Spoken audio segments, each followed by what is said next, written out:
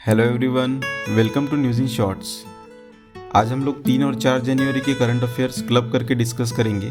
इस वीडियो में हम लोग important current affair micro notes के फॉर्म में डिस्कस करेंगे। ये हेल्प करेगा यूपीएससी सीएससी एस्पिरेंट्स और सारे स्टेट पीएससी एस्पिरेंट्स को उनके करंट अफेयर प्रिपरेशन में। आर्टिकल्स मेनली इन 4 सोर्सेज से लिए गए हैं और इन नोट्स की पीडीएफ लिंक डिस्क्रिप्शन में दिए हैं, वहाँ से आप इन्हें डाउनलोड कर सकते हैं। आइए देखते हैं। आज हम लोग इन 6 न्यूज़ आर्टिकल्स को डिस्कस करेंगे। आप वीडियो को पॉज करके इन्हें पढ़ सकते हैं। चलिए शुरू करते हैं। फर्स्ट आर्टिकल रिप्रोडक्शन वैल्यू के बारे में है। इसे रिप्रोडक्शन नंबर भी कहा जाता है। इसका मतलब होता है एक डिसीज स्प्रेडिंग कैपेसिटी हर एक व्यक्ति की। अगर किसी व्यक्ति को इन्फेक्शन हो जाए तो वो कितने और व्यक्तियों को वो इन्फेक्शन ट्रांसमिट कर सकता है, इसे कहते हैं रिप्रोडक्शन नंबर। हाल ही में ऐसा एक्सपर्ट द्वारा बताया जा रहा है कि इंडिया अब 3rd कोविड वेव फेस कर रहा है। इसके क्लू देखे जा रहे हैं कि जितने भी हमारे मेजर सिटीज़ है उसमें शार्पेस्ट स्पाइक देखने को मिला है कोविड-19 केसेस में, स्पेशली दिल्ली और मुंबई। यहाँ पे रिप्रोडक्शन नंबर 2 बताया जा रहा है। Next article solid state batteries के बारे में है। रिसेंटली क्वांटम स्केप कॉरपोरेशन, ये एक अमेरिकन बेस्ड बैटरी स्टार्टअप है, ये काफ़ी न्यूज़ में है। ऐसा बताया जा रहा है कि इनके शेयर होल्डर्स ने अभी एग्री किया है कि ये इसके सीईओ को $2.3 बिलियन का पैकेज देंगे। इस कंपनी के सीईओ है जगदीप सिंह। अगर कंपनी सेट टारगेट्स मीट करती है तो इन्हें इक्विटी फॉर्म में कंपनी की शेयर होल्डिंग दी जाएंगी वर्थ $2.3 बिलियन। अब देखते हैं सॉलिड स्टेट बैटरीज क्या होते हैं। सॉलिड स्टेट बैटरीज वो होते हैं जो इलेक्ट्रोलाइट को सॉलिड फॉर्म में यूज़ करते हैं। यहाँ पे इस इमेज में आप देख सकते हैं जो एनोड और कैथोड को सेपरेट करने वाला जो मीडियम होता है उसे हम इलेक्ट्रोलाइट कहते हैं। और इस बैटरीज के अंदर ये जो इलेक्ट्रोलाइट होगा सॉलिड स्टेट में होगा। यूजुअली जो बैटरीज के अंदर इलेक्ट्रोलाइट होता है वो लिक्विड स्टेट में होता है। यहाँ पे आप लिथियम आयन की पॉलीमर बैटरी देख सकते हैं। पॉलीमर का मतलब है वहाँ पे जो सेपरेटर लगे हुए हैं दो एनोड और कैथोड के बीच में, वो पॉलीमर बेस्ड है। इस बैटरी के एडवांटेज बताए जा रहे हैं कि ये ज़्यादा एनर्जी डेंसिटी क्रिएट करेंगी। इसका मतलब होता है कि ये ज़्यादा एनर्जी स्टोर कर सकेंगी सेम वॉल्यूम में। और इस बैटरी के अंदर लिथियम मेटल के एनोड लगे हुए हैं। यूजुअली जो बैटरीज होती है उनके अंदर एनोड ये कार्बन मेटल के लगे हुए थे। एनोड का मतलब होता है पॉजिटिव टर्मिनल और कैथोड का मतलब होता है निगेटिव टर्मिनल। अगर किसी को ये याद रखने में डिफ़िकल्टी होती है तो कैथोड में जो कैट होता है, कैट हम बोलते हैं कि अगर रास्ता उंगाल ले तो वो अशुभ होता है। अशुभ मतलब negative. Next article EWS quota के बारे में है। हाल ही में गवर्नमेंट कमेटी की एक रिपोर्ट आई है। ये रिपोर्ट बेस्ड है सुप्रीम कोर्ट के रिपीटेड क्वेश्चनिंग के ऊपर। सुप्रीम कोर्ट ने पूछा था कि जो ईडब्ल्यूएस कोटा में गवर्नमेंट ने 10% का रिजर्वेशन दिया था 2019 के कॉन्स्टिट्यूशनल अमेंडमेंट से, उसके अंदर 8 लाख रुपीज़ पर एनम की लिमिट रखने का लॉजिक क्या है।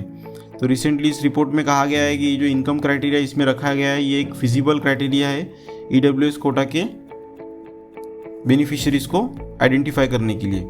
अगर हम कंपैरिजन देखें ईडब्ल्यूएस और ओबीसी में, तो यहाँ पर इनकम जो शो करनी होती है वो प्रायर 1 ईयर की शो करनी होती है, जबकि ओबीसी के कैटेगरी में इसे 3 साल का एवरेज इनकम शो करनी होती है। और सोर्सेज अगर देखें तो इसमें ऑलमोस्ट ऑल सोर्सेज इंक्लूड होते हैं। बट ओबीसी में जो सोर्सेज होते हैं उसके अंदर सैलरी, गवर्नमेंट सैलरीड एम्प्लॉयड और फार्मिंग ये एक्सक्लूड होती है। और ये जो 10% रिजर्वेशन का गवर्नमेंट ने कॉन्स्टिट्यूशनल अमेंडमेंट करके लॉ लेकर आया था उसे भी सुप्रीम कोर्ट में लार्जर बेंच के सामने चैलेंज किया गया है। इसमें बोला गया है कि इकोनॉमिक क्राइटेरिया किस तरीके से किसी कास्ट को रिजर्वेशन देने के लिए एलिजिबल क्राइटेरिया हो सकता है। बिकॉज हमारे कंट्री में जो रिजर्वेशन होता है वो सोशो इकोनॉमिक बैकग्राउंड पे दिया जाता है, सोनली इकोनॉमिक बैकग्राउंड पे नहीं दिया जाता। नेक्स्ट आर्टिकल WTO डिस्प्यूट के बारे में। रिसेंटली WTO डिस्प्यूट पैनल का एक रूलिंग आया है जिसके अंदर इन्होंने इंडिया के अगेंस्ट में रूलिंग दी है।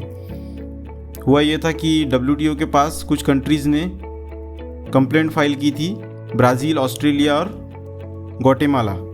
इन्होंने ऐसा कहा था कि इंडिया शुगर एक्सपोर्ट में बहुत ज़्यादा अनरीजनेबल सब्सिडी देता है अपने फार्मर्स को, और इंडिया देता है सब्सिडी प्रोडक्शन असिस्टेंस में, बफर स्टॉक में और मार्केटिंग ट्रांसपोर्टेशन में। तो इस रूलिंग को इंडिया ने अब अपील किया है और WTO के पैनल की रूलिंग ऐसी थी कि ये इनकन्सिस्टेंस है, जो इंडिया ये प्रैक्टिस एक्सपोर्ट सब्सिडी की प्रैक्टिस कर रहा है, ये इनकन्सिस्टेंट टर्म है जो इंडिया ने एग्रीमेंट साइन किया था, एग्रीमेंट ऑन एग्रीकल्चर। ये सारी जो WTO मेंबर कंट्रीज़ हैं उन्होंने साइन किया था।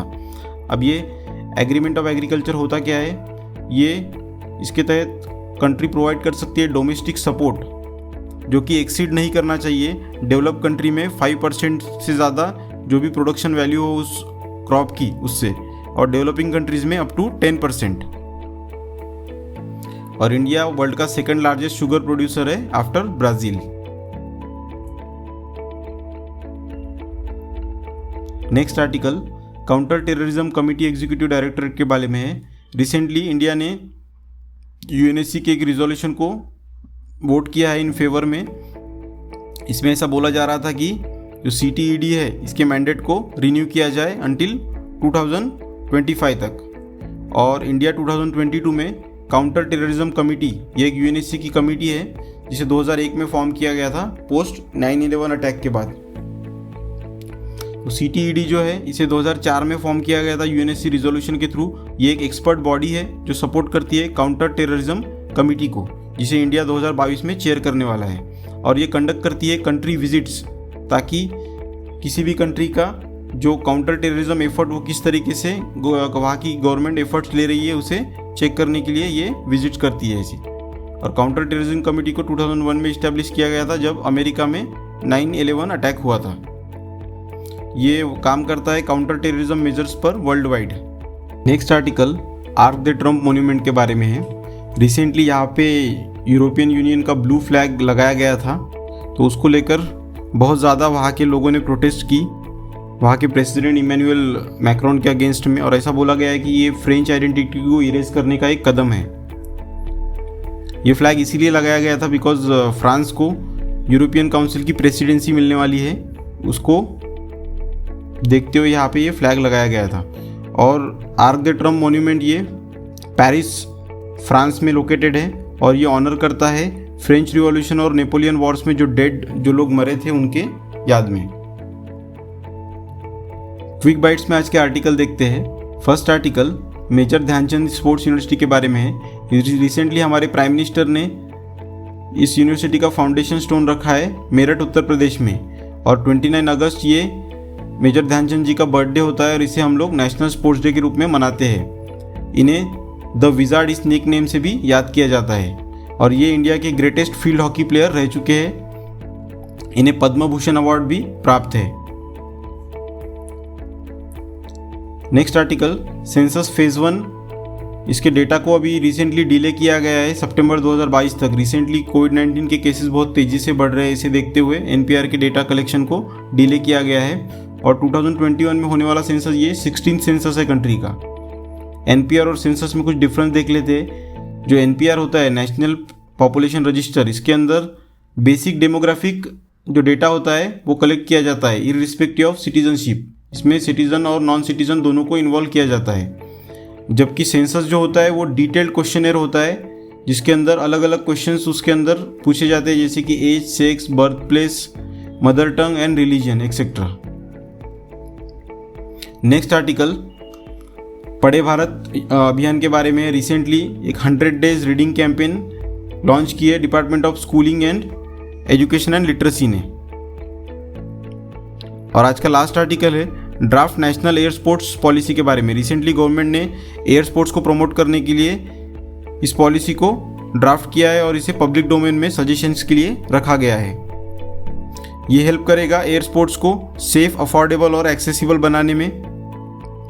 और एक air sports federation of India ये भी प्लान किया गया है इसके तहत, जो कि एक एपेक्स बॉडी होंगी जो रेगुलेट करेंगी एयर स्पोर्ट्स पूरे ही कंट्री में। और डिफरेंट इंडिविजुअल स्पोर्ट्स के लिए रिस्पेक्टिव स्पोर्ट्स में स्पोर्ट्स एसोसिएशन का भी निर्माण की जाने की बात है। तो आज के आर्टिकल में इतना ही। अगर आपको ये वीडियो अच्छी लगी तो लाइक, शेयर और सब्सक्राइब किए बिना कहीं मत जाइए। मिलते हैं नेक्स्ट वीडियो में, तब तक के लिए जय हिंद।